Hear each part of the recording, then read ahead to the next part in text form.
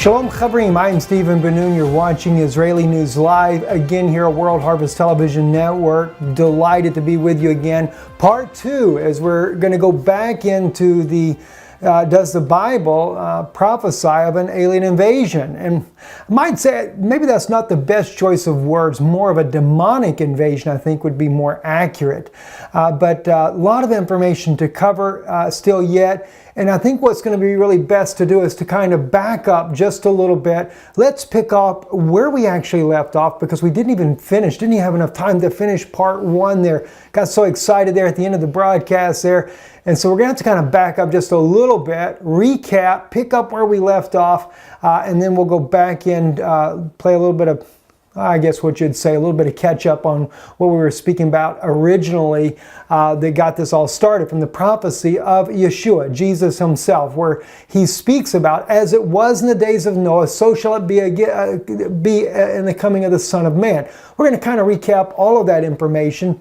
But before we get started here, one thing that came out in the news, of course, this has been a couple of weeks ago there, so I'm hoping by the time this airs, this has actually become a very productive news that we've heard, and that is that President Trump, it has been leaked out to both Reuters and to the Washington Post. We covered it on Israeli News Live. RT picked it up after we did, that Trump has ended the lavish CIA support for the moderate anti-Assad forces in Syria.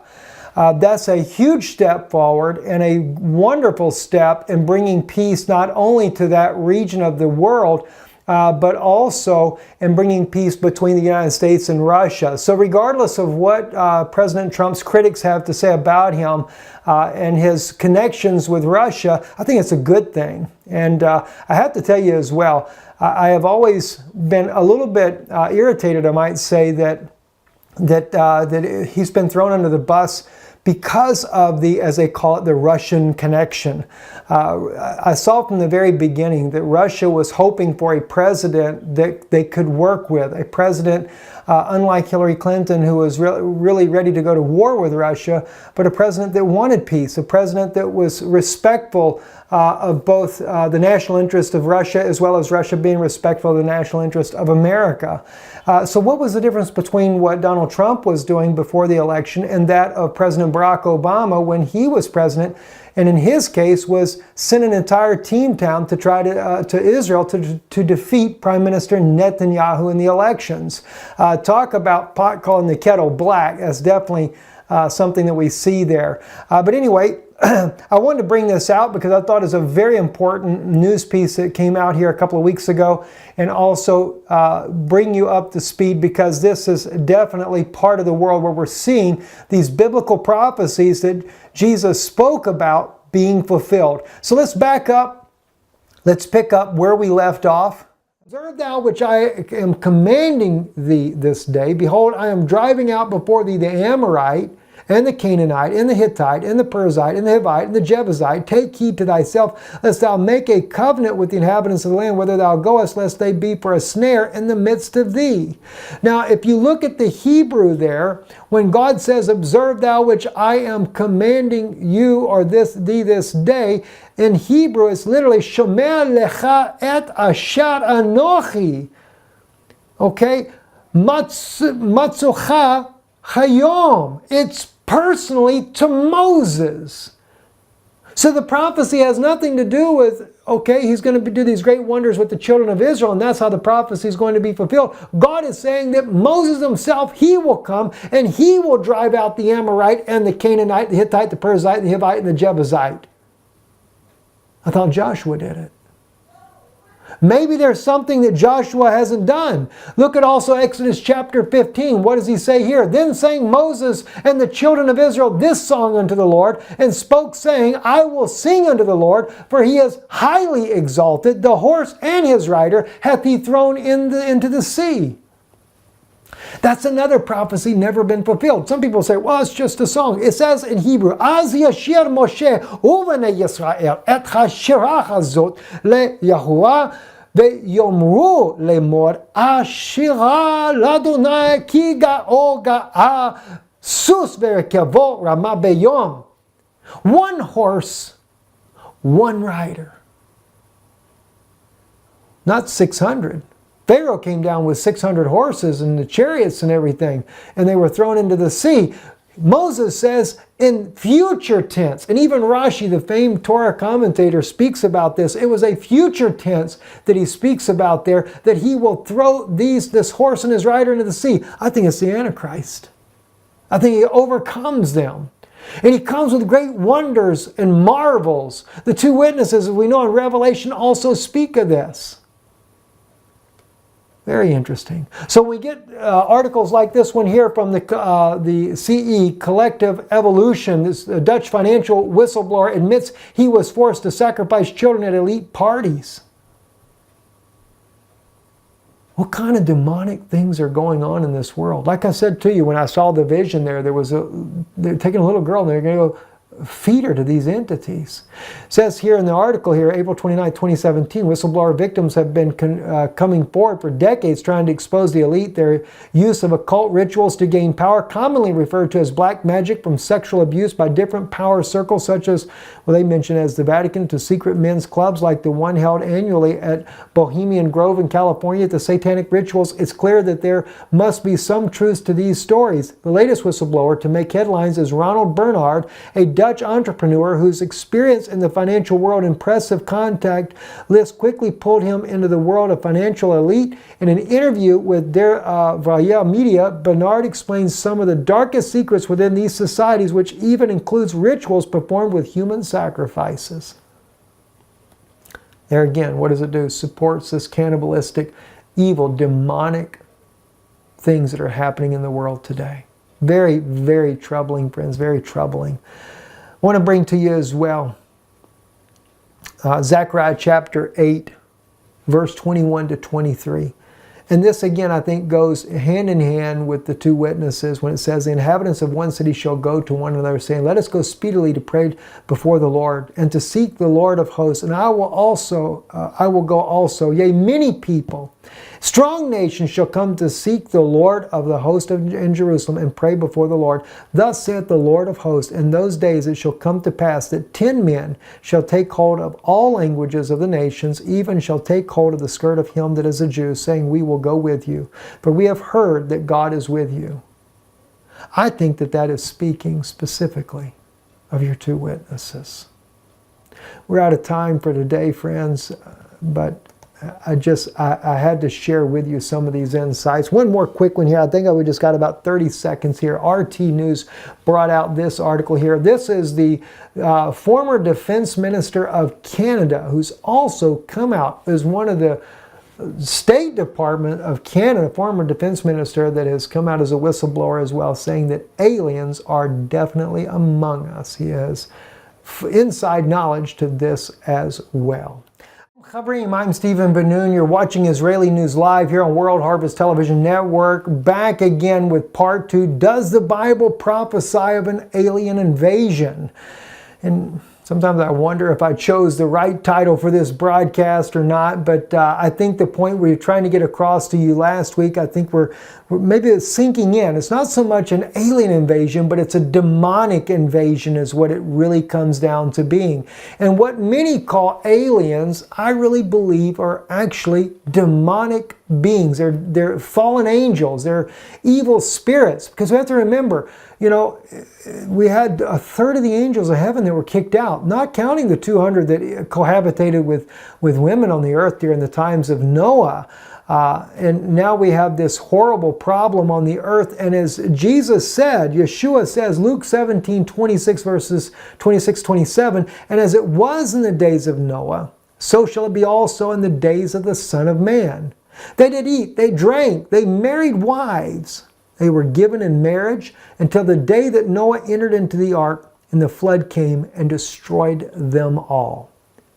This is what we shared with you guys last week. We were going into how that the same thing has repeated again in modern days. And as I shared with you last week as well, we went back to the book of Enoch and were able to prove that indeed not just the book of Enoch, but as one author wrote, Mr. Goff, that we see also according to the book of the giants that was found in Qumran, the Qumran fragments on the book of Enoch, which was considered to be a biblical canon by the people that were living in Qumran, the Israelites that were living there during those times 2,000 years ago. And one scholar even attesting that the completed fragment or completed book of Enoch that was discovered at Qumran that was sold to a Kuwaiti buyer, he got to examine it and said that it was very similar to that of the Ethiopic version of the book of Enoch. But clearly Enoch speaks about how that during the times of Noah, they were eating human flesh and drinking human blood, and that these Nephilim were so violent, and that they sinned against the animals, no doubt slaughtering them as well. But specifically the eating was of human flesh and human blood. So they were eating and drinking, yes, eating human flesh, drinking human blood. And of course they were given in marriage. It wasn't so much promiscuity, it was the fact that these fallen angels took the daughters of man and married them and had children by them, produced giants in the land. And as we spoke about how that in modern days, there are people like L.A. Marzulli, Steve Quayle, another one there that have been bringing out information about giants that are in the land, soldiers that have come forth that have spoke about fighting some of these giants that are in the Middle East there, Afghanistan specifically. Very troubling information that we're finding out. And of course they talk about their strength, their speed, their size. And it reminds me of the days of Joshua and Caleb when they went with the 10 spies to spy out the land, etc. So as we look at it as well, cannibalism is sexual perversions, animal abuse, the descent of Middle Eastern Islam into primeval abyss. From the World Tribune window on the Real World, they published this article June 2nd, 2016. This was what they were seeing that was going on in the Middle East. And of course, it sounds exactly like what was happening during the days of Noah. And Yeshua, Jesus himself, said those days would repeat again. All right? And it says, of course, the worst, the most terrible of it all is they were back into cannibalism. Been many articles that have come out on exactly that. Let's go right into some scripture, though. We'll kind of pick up where we left off. Deuteronomy chapter 32, verses 28 to 30. I want to kind of go back and kind of bring up how we know what we're dealing with today. For they are a nation void of counsel, neither is there any understanding in them. Oh, that they were wise, that they understood this, that they would consider their latter end. How should one chase 1,000 and two put 10,000 to flight, except their rock had sold them and the Lord had shut them up? Now, this is the God of Israel speaking about the Jewish people. At one time, a mighty nation, the likes of Samson, Joshua, Caleb, the tribes of Israel that did follow Joshua and Caleb in the battles and overcame these giants that were living in the land. Which kind of makes you wonder, how come they're living in the land when the flood supposedly destroyed them all? That's something we might be talking about tonight, just a little bit, to share some insights with you. Let's look over here at Genesis chapter 6. I want to go through here with you with this one here, verse 3 through 4. It says, and this is from Mamre, so it's a little different than the King James Version, and if it's off a verse for you, I apologize. Sometimes it is a verse or two off. I don't think this one will be, but it says, and the Lord said, my spirit shall not abide in man forever, for that he also is flesh, therefore shall his days be 120 years. The Nephilim were in the earth in those days, and also after that, when the sons of God came unto the daughters of men, and they bore children to them, the same were mighty men that were of old, the men of renown. By the way, where I'm reading Nephilim, I believe in the King James Version, you get the word giants. It's Hanephilim, Hayoba'ats. Okay, so yes, those giants were in the land. This is back during the times of Noah, as we're reading over here in Genesis, because later in Genesis chapter 9, this is when Noah comes through the antediluvian destruction. So we're just setting the stage of the types of giants that were in the land.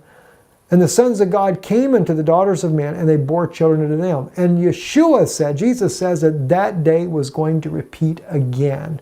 Let's jump over now to Numbers chapter 13. We're going to look at verses 17 through 19 here.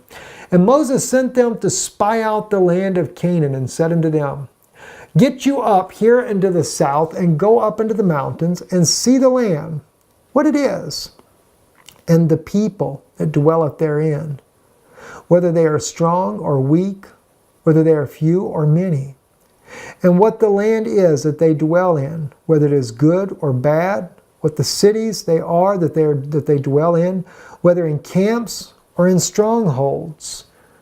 Let's continue on. And what the land is, whether it is fat or lean, whether there is wood therein or not, and be ye of good courage. Bring the fruit of the land. The time was the time of the first ripe grapes. So they went up and spied out the land from the wilderness of Zin unto Rehob at the entrance of Hamath. And they went up into the south and came unto Hebron and Haman and Shishai and Talmai. The children of Anak were there. Now Hebron was built 7 years before Zoan in Egypt. And we'll just pause here just for a minute. We're going to come back to the story here of Joshua and the 10 spies here in just a moment. Joshua and Caleb as they went to spy out the land. But what's interesting as we begin to look at what the biblical setup is here. Moses is telling him to go and spy out the land. We see the mention of the name of Anak that is in here. Anak, by the way, is a Nephilim. We're going to get into that in just a few moments here. But we also find out that what's going on at this time here is that the flood has already come. The flood has wiped out the Nephilim race. And God is sending Moses over there to check out this land long after the years have passed of Noah and the flood. And of course we have the patriarchs that come on the scene, etc. But he sends them down to spy out the land, and he talks about the people there, and he wants to know what's the condition of the land. So let's move on down now. Verse 23. And they came into the valley of Eshcol, and cut down from thence a branch with one cluster of grapes, and they bore it upon a pole between two. They took also of the pomegranates and of the figs. That place was called the valley of Eshcol because of the cluster which the children of Israel cut down from thence. And they returned from spying out the land at the end of 40 days. Now, we're going to drop down to verse 27 here. We'll continue on, and then we're going to come back and talk about what we're seeing here. And they told him and said, We came unto the land whither thou sent us, and surely it floweth with milk and honey. And this is the fruit of it. Howbeit the people that dwell in the land are fierce, and the cities are fortified and very great. And moreover, we saw the children of Anak there. Amalek dwelleth in the land of the south, and the Hittite and the Jebusite and the Amorite dwelleth in the mountains, and the Canaanite dwelleth by the sea, along by the side of the Jordan. And Caleb steeled the people toward Moses and said, We should go up at once and possess it, for we are well able to overcome it. But the men that went up with him said, We are not able to go up against the people, for they are stronger than we. And they spread an evil report of the land which they had spied out unto the children of Israel, saying, The land through which we have passed to spy it out is a land that eateth up the inhabitants thereof. And all the people that we saw in it are men of great stature. And there we saw the Nephilim, the sons of Anak, who come of the Nephilim, and we were in our own sight as grasshoppers, so we were in their sight. Now that's troubling, friends. That's troubling. We are seeing a repeat of history, not even in the days we're living in now. Yeshua said that it was going to repeat in this day. But after the flood, we have Nephilim back on the earth. Of course, we have it in King James Version. You have giants, verse 31, but it actually says it is the, not verse 31, but you actually have it. It says in there, verse 33, it is the Nephilim, Ha-Nephilim. So how did they make it back on the earth? Well, here's what's interesting, friends. Enoch, if you research Enoch in the Bible, there is no genealogy of him other than his father. I believe that if it is true from what some of the people are saying today, even in the case of the Canadian former defense minister there, and what he says is that these alien beings that are here on the earth today are coming from other planets, etc. And we know that Satan is what? The prince of the air. Could there be a connection there? Could it have been when the flood was going on? Because like I said, the Nephilim that were on the earth during that time, those were the children of the 200 angels that came down, the watchers that came down and cohabitated with them. Could they have come down and done it again? Jesus says, as it was in the days of Noah, so shall it be in the coming of the Son of Man. They were what? Not just eating and drinking, but they were given in marriage. Are they once again intermingling with the human race of the earth? Do you know that they say, and this is, I just have to say this as a conjecture, I don't know if it's true or not, but they say Princess Diana claimed that the royal family of England was reptilian. Could that be another case of the Nephilim being brought in? Now, I don't say her sons are giants, so it doesn't seem to make sense there, but you know, it's just like a case in point. I don't know what to think of these things, friends. I really don't.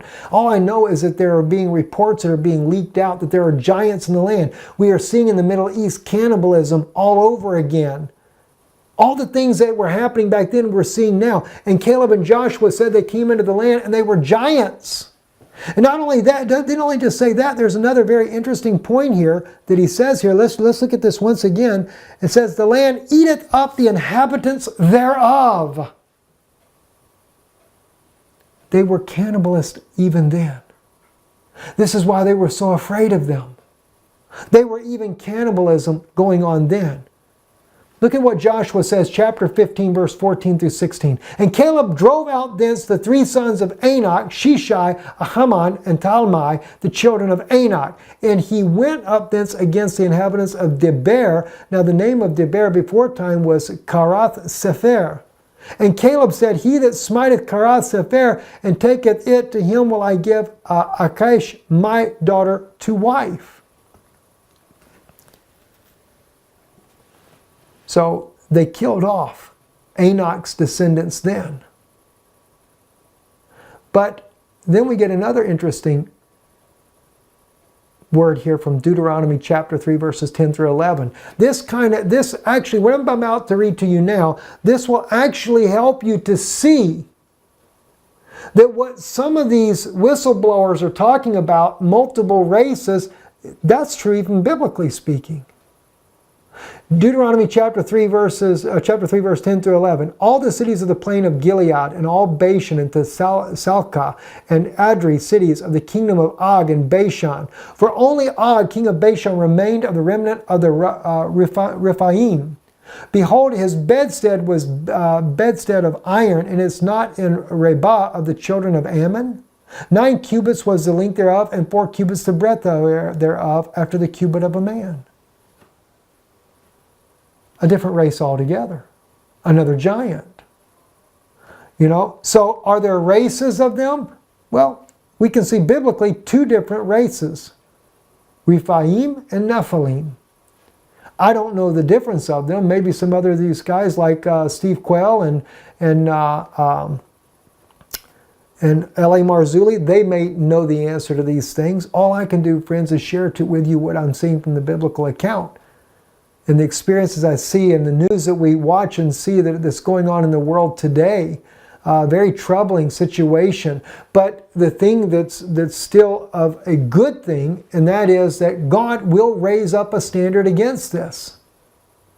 And if God could take with the children of Israel and put to flight 1,000, like in the case of Samson, and we have other records in the Bible where 5 can put to flight 100 men of the children of Israel, and 2 can put to flight 1,000. We have different biblical accounts. What do you think is going to happen when the 2 witnesses come in? I think that's what's going to put a spark of fire underneath us. It's what's going to wake us up to who we really are.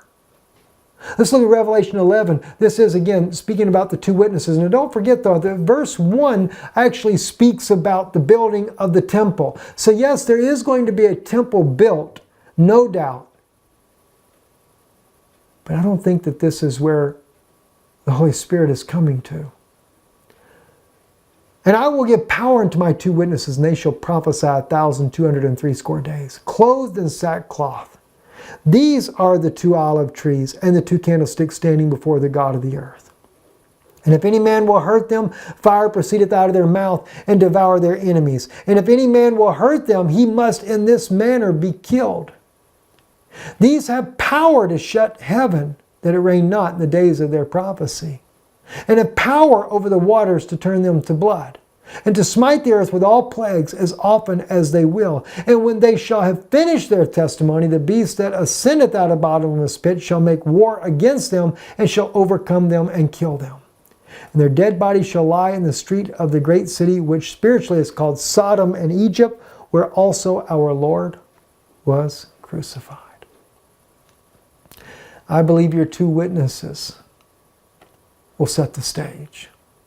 You know, it goes hand in hand when we think about, when I read to you in part 1 of this series here, Moses in Exodus chapter 34, where God says that he would do wonders. In King James we have marvels, but it's actually nifalot, wonders that he's never done before. Moses has some unfinished business to deal with. And I think that Elijah will be with him as well. And Moses, by the way, friends, let me tell you something. You know, they were there on Mount Transfiguration. They were both witnesses to the death, burial, and resurrection of Jesus Christ. That's why I think they're called witnesses. Not only that, Moses is a witness to what God said to him on Mount Sinai and what the 10 Commandments were that were originally given to Israel. So therefore, he is a true witness for Israel, modern day Israel, and to know that indeed that Yeshua was Messiah. Elijah as well was a witness to the death, burial, and resurrection of Jesus, as we see in the Mount Transfiguration showdown, and we also, not showdown, but the Mount Transfiguration experience. And as well, Elijah foreruns the Messiah. We know that John forerunned him, but don't forget, Jesus prophesied. When he spoke about John the Baptist, and when he speaks about, they ask him the question after the Mount Transfiguration event took place, they said, well, don't the scribes and Pharisees say that Elias must first come and restore all things? And he said, truly he shall first come and restore all things, a future coming.